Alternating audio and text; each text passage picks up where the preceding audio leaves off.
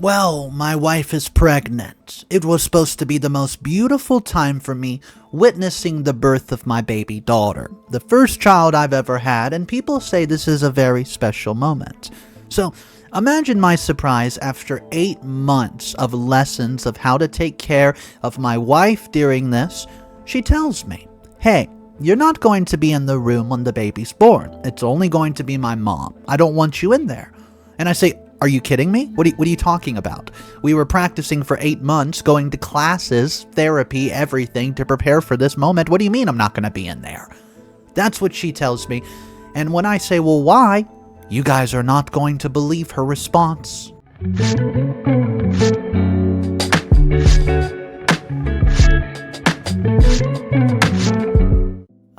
Guys, you need to know.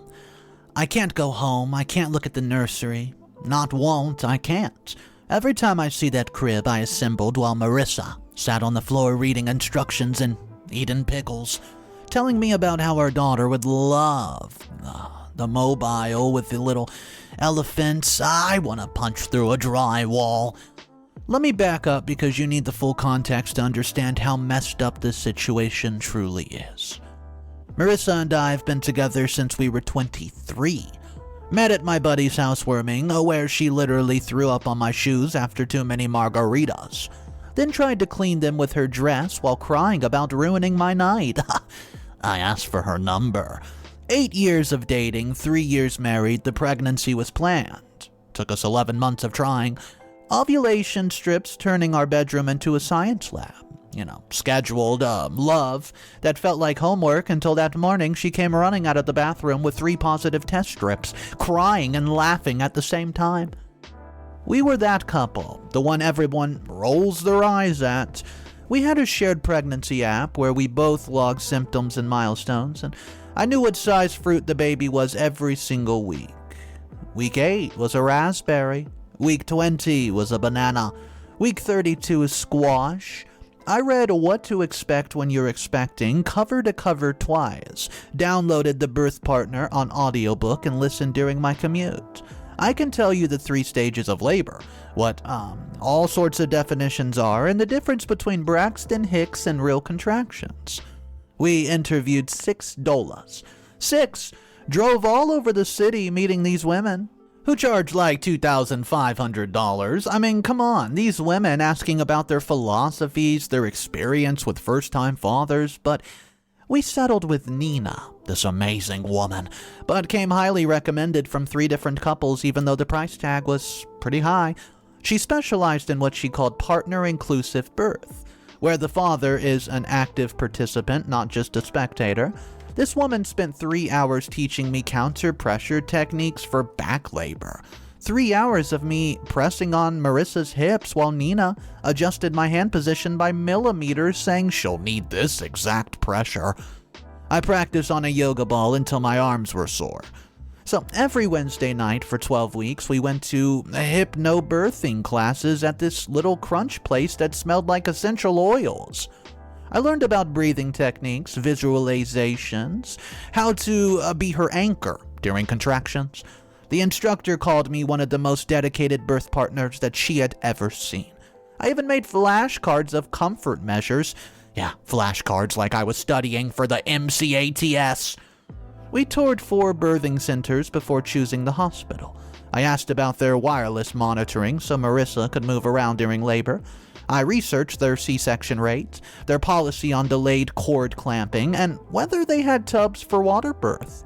I knew which nurses would work which shift because Marissa wanted the nice one, with the British accent if possible.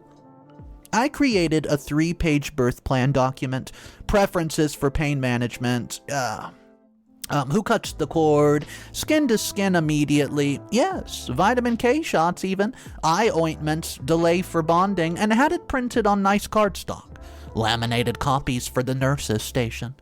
So, I bought the Dad's First Birth Kit online. It was $89, how could I not? Had essential oils for nausea, honey sticks for energy, and a change of clothing for me. Disposable cameras for the first moment, and phone chargers, snacks for after. I practiced swaddling in our cat Mr. Whiskers until he started hiding when he saw me coming with a blankie. I got pretty good at it too, if I do say so myself. I could do a proper swaddle in under 30. I made a playlist called Baby's First Song, 5 hours of music Marissa and I both love. Everything from Bon to her guilty pleasure, Taylor Swift.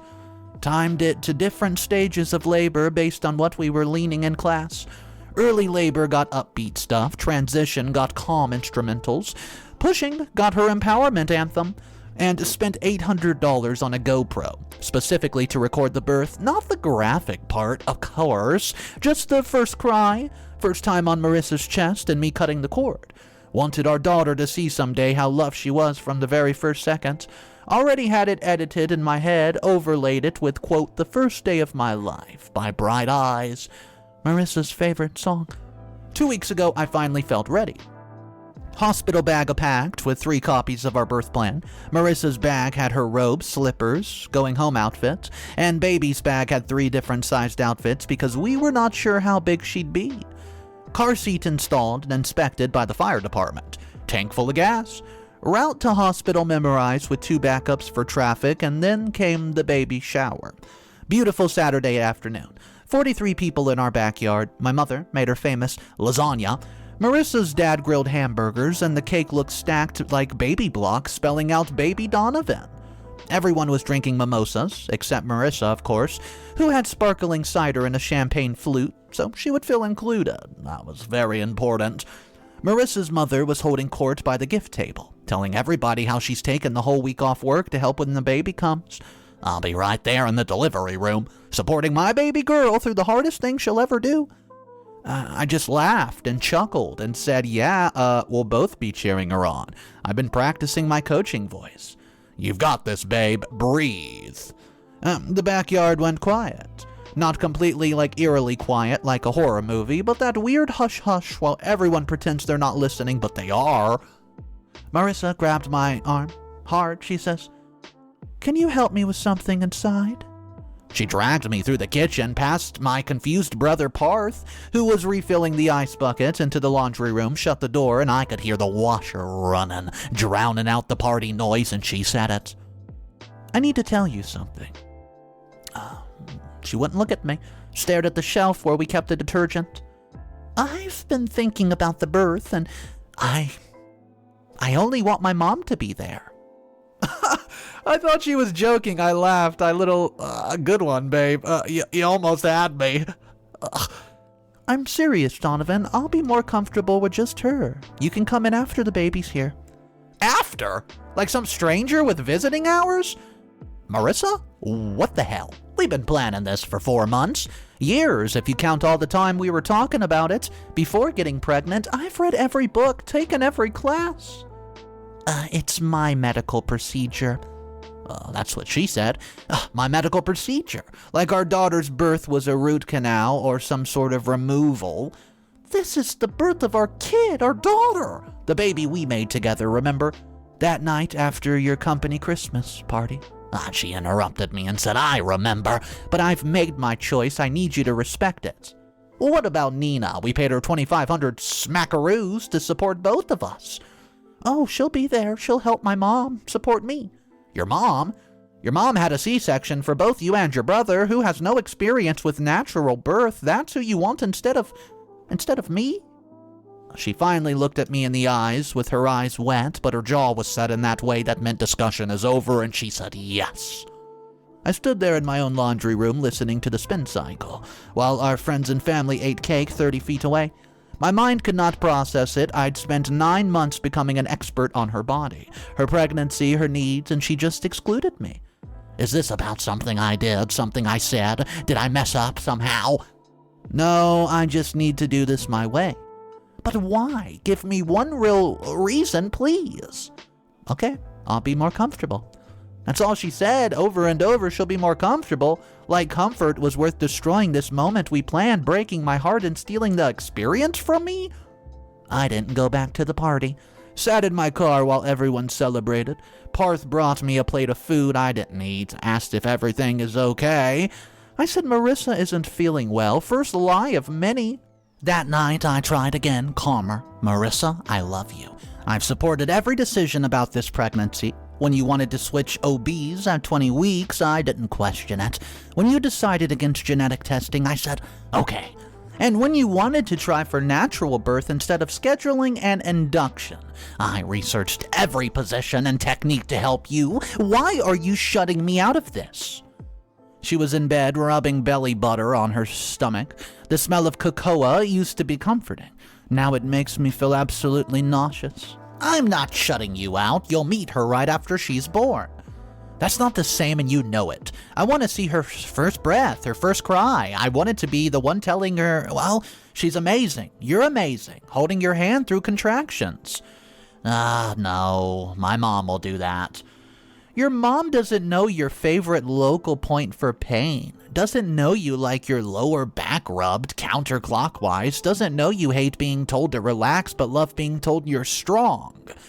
She starts to cry then, but still would not budge. She said, I've made my choice.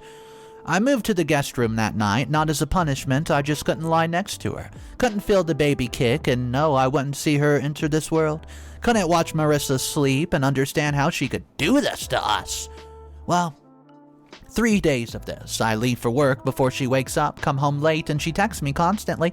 This is so unfair. You're stressing me out. This baby can feel your negative energy. Our fathers would respect their wife's wish. You're being selfish and making this about you. I'm the one who has to push a human out of my body.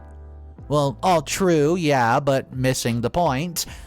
My brother Parth finally told me something interesting. Marissa had posted in some private Facebook mother group, asking if it was normal to not want your husband in the delivery room. The response was split but very concerning. Some women said they regretted having their husbands there, said they felt exposed, vulnerable, and gross, said their husband looked at them differently after. Then I found her browser history and oh man, husbands who can't have love after watching birth. Do men lose attraction after delivery? Divorce rates after childbirth? How to keep husbands interested postpartum? Husband cheated with younger woman after baby? How to compete with childless women? Mommy makeover surgery cost and tummy tuck safe while breastfeeding? How soon can I get plastic surgery after birth? She's been reading horror stories for months, saving screenshots on the internet from men saying they cannot unsee their wife giving birth. One particular thread she'd visited 18 times about a woman whose husband asked for a divorce 6 months postpartum because, quote, he couldn't get the image out of his head. Her Pinterest had a secret board called Post-Baby Snapback, diet plans that were basically starvation, waist trainers to wear immediately after birth, and exercise programs promising your pre-baby body in 6 weeks, and links to plastic surgeons, before and after photos of mommy makeovers. I checked our Amazon history. She bought 3 different postpartum shapewear sets, all in her pre-pregnancy size small. She ordered the books How to Make Your Husband Want You After a Baby, Bouncing Back, A Guide to Post-Baby Beauty. The nursery we painted together, soft yellow with clouds, Marissa hand-painted while standing on a ladder at 7 months pregnant. I spotted her, terrified she would fall, now felt like a museum to a relationship that was dying before our daughter was even born. I'm gonna stop this post for now. I'll be back with an update, so I gotta go. Update number 1, the birth, posted 2 weeks later. Our daughter was born Thursday, 4:23 p.m., 7 pounds, 2 ounces, and perfect. I almost missed it entirely. Marissa went into labor at 2 a.m. Wednesday, 3 days early. I was in the guest room, wide awake, because I've been awake every night for 2 weeks, and I heard her moving about, trying to be quiet. She was timing contractions on her phone, doing the breathing exercises we learned together, but trying to hide it from me. I pretended to be asleep when she crept past the guest room. I heard her call an Uber. An Uber. She was going to take an Uber to have our baby without telling me. I followed in my car, felt like a stalker, following my own wife to the birth of our kid. At the hospital, she tried to ban me from even the waiting room. The nurses were confused. Is there a restraining order? One asked quietly. Is this a safety issue? Oh no, just a wife who would rather have me pace the parking garage than be nearby when our daughter is born. Her mother arrived wearing a shirt that said Grandma's First Day, with hearts and flowers, and I was wearing the special scrubs I bought that match Marissa's going home outfit, the ones that said Daddy, established 2024, that she laughed at when I ordered them. So corny, she said, but kissed me after. For 14 hours, I sat in that hallway. 14 hours of hearing my wife labor with our child while I wasn't allowed in.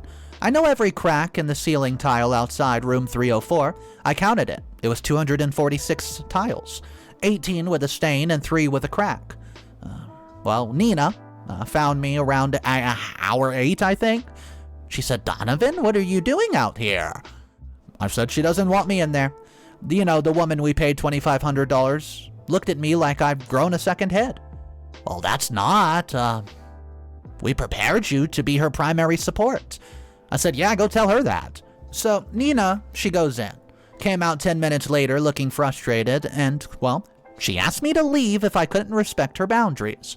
Marissa fired our doula mid-labor because she tried to advocate for me. I text Marissa every 30 minutes, "I love you. You're doing amazing. I'm proud of you. Can't wait to meet our girl. You're the strongest person I know." She read everything, but she didn't reply. An hour 12, Marissa's mother came out crying.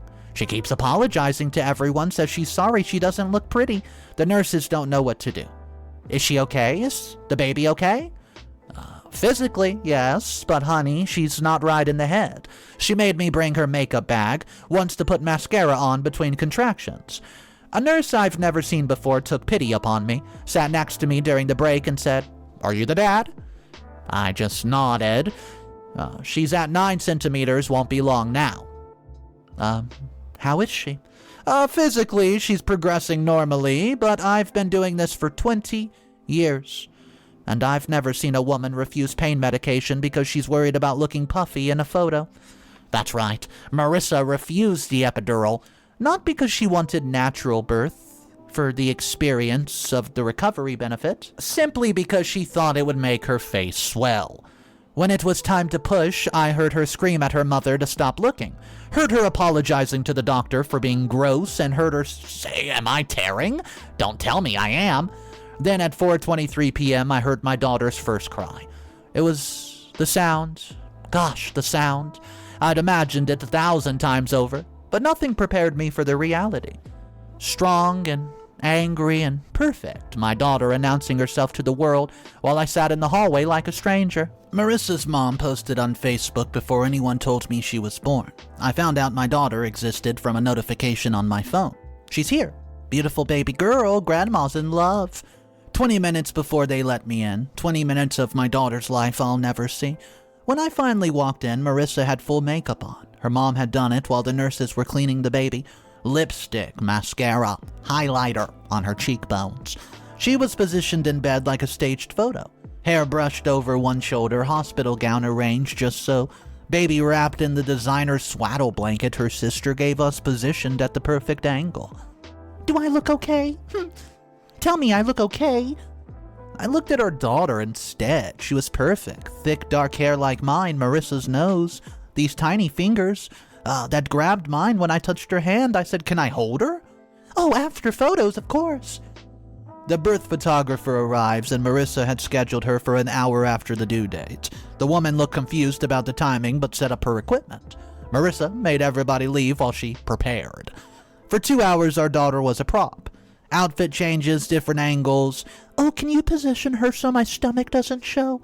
Make sure you're getting my good side. Should I be smiling or looking serene?" I held my daughter for the first time when she was 2 hours and 17 minutes old.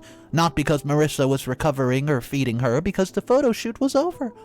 That night, while Marissa slept, I sat in the hospital chair holding our daughter. Whispered all the things I'd planned to say when she was born.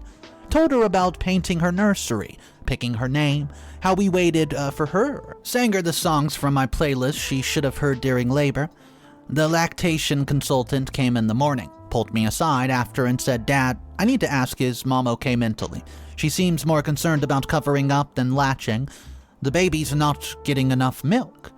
By day 3, our daughter had lost 11% of her birth weight. It's too much. The pediatrician wanted to supplement with formula, and Marissa had a breakdown. Not because our baby was hungry, because formula feeding meant her breast would not shrink back as fast. She discharged herself against the medical advice because she wanted to go home and start a recovery routine. And that's really all I know right now. I'm going to update you guys in a bit, but just know, this is really tough. Update number 2. OP states in this update that he did not think he would be back because, well, everything's spiraling out of control. This was posted 6 weeks later. I'm documenting this for custody purposes only, and the only reason I'm updating you guys. My brother Parth, he said to write everything down and just make a Reddit post so I can always go back to it, so here it is. Week 1. Marissa weighing herself every morning, crying when the number doesn't move. 30 pounds to lose, she says. Has a spreadsheet tracking it, and the baby cluster feeding all night while Marissa researches how to lose weight while breastfeeding. Week 2. Find the breast pump hidden in the garage. She's been pumping and dumping because she thinks formula will help her lose weight faster. Our daughter's losing weight, pediatrician is concerned, and Marissa calls him a fat phobic. Week 3. Marissa refuses to let me see her without shapewear. Changes in the locked bathroom, wears 3 layers of compression garments under her clothing. I haven't seen my wife's body since before labor. We're not even supposed to be having, love yet. And she's already worried about me finding her repulsive. Give me a break. Week 4. She's down to 1,200 calories a day. While breastfeeding, milk supply is dropping and baby is crying constantly. Hungry, so I start sneaking formula bottles when Marissa sleeps. She catches me and accuses me of sabotaging her snapback. Whatever the hell that means. Week 5. Find out she's been catfishing me. Made a fake Instagram, sending me thirsty DMs to test if I would cheat. The profile picture is some fitness model. Messages like, hey, you look like you need some fun. Bet your wife doesn't appreciate you. I never responded back because I didn't even check the DM request. She accuses me of deleting the evidence.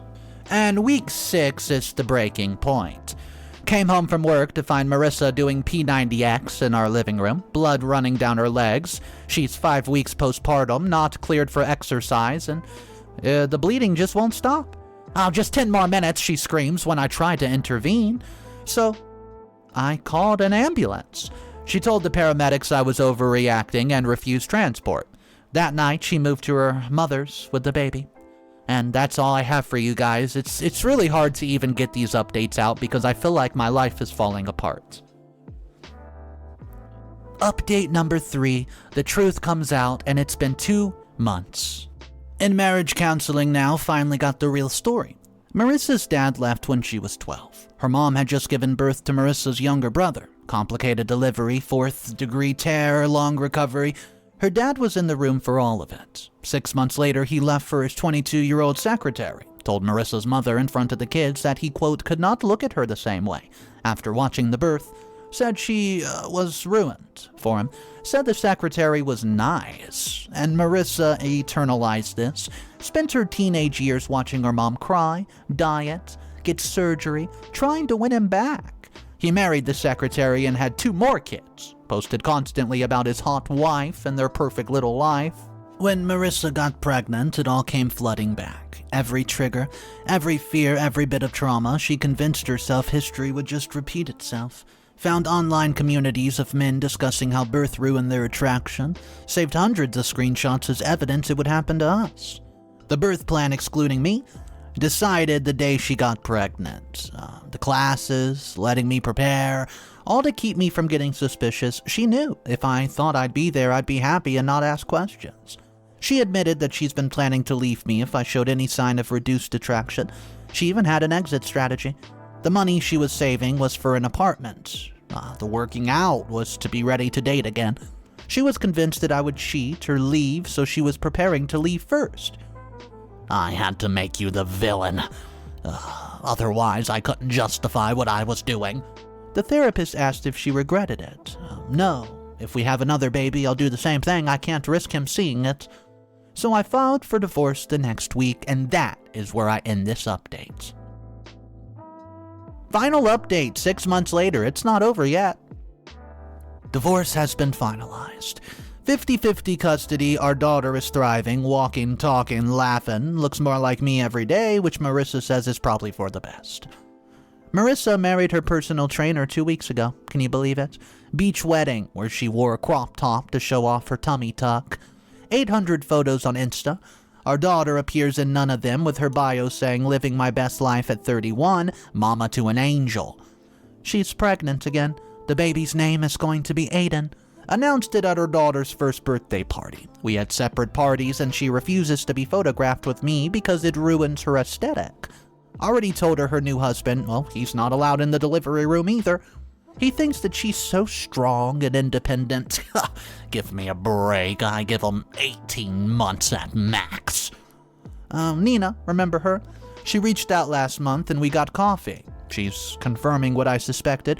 Marissa had her sign an NDA about excluding me from the birth, but Nina refused to do it, which is why Marissa really fired her. The whole inclusive birth partner thing was just elaborate theater talk to keep me in the dark. My daughter stays with me 4 days a week. The other 3 she's with Marissa's mom mostly. Marissa has her for Instagram photos on Sundays though, coordinated outfits for an hour, then back to Grammy, while Marissa goes to hot yoga. Well, during custody exchanges, Marissa still asks if she looks good, still fishes for compliments, and sends me post-workout selfies by accident. Every reaction, The car seat's in the back, her overnight bag has extra diapers, she needs her eczema cream twice a week. I just ignore her. I tell her what she needs to know. The GoPro I bought for the birth, I used it last week to record my daughter's first step. She walked straight to me, arms out, giggling, "Daddy." Clear as day. Marissa wasn't there, had a spray tan appointment she obviously can't reschedule. The birth photographer sent me unedited photos last week. I felt bad about how everything went down. In one of the photos taken when Marissa didn't know, she's looking at her daughter with pure terror upon her face. Not love, not joy, fear. Fear that this baby would cost me everything she thought mattered. My daughter will never know that fear. Will never question if she's enough, and will never wonder if being human, being real, being vulnerable, makes her less worthy of love. That's my promise to her. To everybody saying I should have fought harder to be in the delivery room, you're right. To those saying I should have seen these signs earlier, well, you're right too. And to those dealing with a similar situation, you'll get through it. Get therapy early and remember that someone else's trauma does not give them the right to traumatize you. Oh yeah, the nursery I painted. I repainted it purple, my daughter's favorite color so far. She points at the wall and just says, "Popo." The rocking chair where I imagined holding her minutes after birth, that's where we read bedtime stories. The changing table I assembled while Marissa directed me, that's where she laughs during diaper changes trying to grab her toes. It's not the story I planned, but it's ours. Oh yeah, last thing, Marissa knows about these posts, sent me a cease and desist letter that her new husband's lawyer friend drafted. Legally unenforceable crap, probably from ChatGPT or something, then asked if we could collaborate on content about co-parenting after conscious uncoupling for her new mommy blog. I didn't respond. I was busy teaching our daughter to say mama, because even after everything, that's what good parents do. She'll figure out who was really there eventually. I mean, come on though, what would you do if you were in my shoes? She tried to take an Uber to have my baby. Wow, so this was a different type of story that we don't usually see on the channel. I do want to go over 2 comments, and as usual, these comments are arguing with each other so we can see 2 different perspectives on it. The first comment is against OP, and this is from Mama Claire 31. This entire saga screams missing reasons, narcissistic behavior from OP. Listen. Your wife was carrying your child for 9 months, her body going through immense trauma, and you made her birthing experience entirely about your feelings. She clearly had severe anxiety and body dysmorphia that needed professional addressing, not a husband who slept in the guest room and abandoned her when she felt most vulnerable. You found her browser history, showing that she was terrified of losing you, and instead of reassuring her or getting her therapy, you withdrew affection and proved her worst fears were right. Oh, then you blast her mental health struggles online for thousands to judge, while she's dealing with postpartum depression and traumatic childhood that you knew about. You documented her eating disorder for custody leverage instead of getting her medical help. You turned her entire family against her during the hardest time of her life. She was bleeding during the workout videos, and instead of seeing a woman in crisis, you saw evidence for your lawyer like a shark. You let your infant daughter go hungry to prove a point about formula instead of just feeding the baby and dealing with your wife later. Now, you're the victim because you missed the birth. Give me a break. But you've missed the entire point of what you even said. Your wife was having trauma, and you threw her an anchor. Oh, maybe if you would have spent less time practicing the swaddle on your cat and more time addressing her obvious prenatal anxiety, your daughter would have 2 parents in the same home. Wow, guys, okay? So that comment feels very strongly. Let's hear what comment 2 has to say. It says, "Are you seriously defending a woman who risked her newborn life because of vanity? She let her baby lose 11% of body weight and get dangerously dehydrated because formula feeding would affect her snapback? Come on. She was dumping breast milk while her infant was starving, hiding formula feeding like it was some dirty secret, and all for what? Instagram? This psycho planned from day 1 of pregnancy to exclude the father from birth, then manipulated him through months of appointments and birthing classes as some elaborate cover-up. She spent $2,500, and she knew that she would fire this lady just to keep him from getting suspicious. Ugh. She was doing her makeup while her minute-old daughter needed to eat, treating her newborn like a photography prop instead of a human being. This is the woman you're protecting. She refused pain medication during labor because of worrying about having a puffy face in a photo that were more important than bonding with her baby.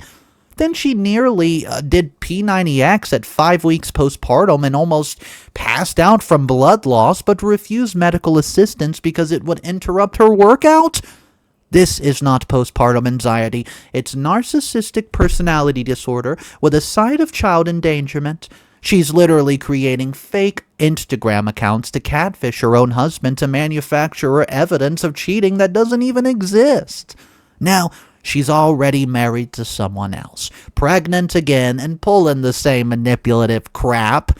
OP didn't dodge a bullet, he dodged a nuclear missile, and his daughter is lucky to have one sane parent who puts her needs first. Guys, out of those 2 comments, let's talk about it down below in our comment section. Which one do you agree with most? I hope you guys enjoyed the story, and as always, if you want more daily videos, all you have to do is subscribe to the channel. I'll see you tomorrow. Have a great day, and of course, remember one thing. It's cool to be kind. Peace.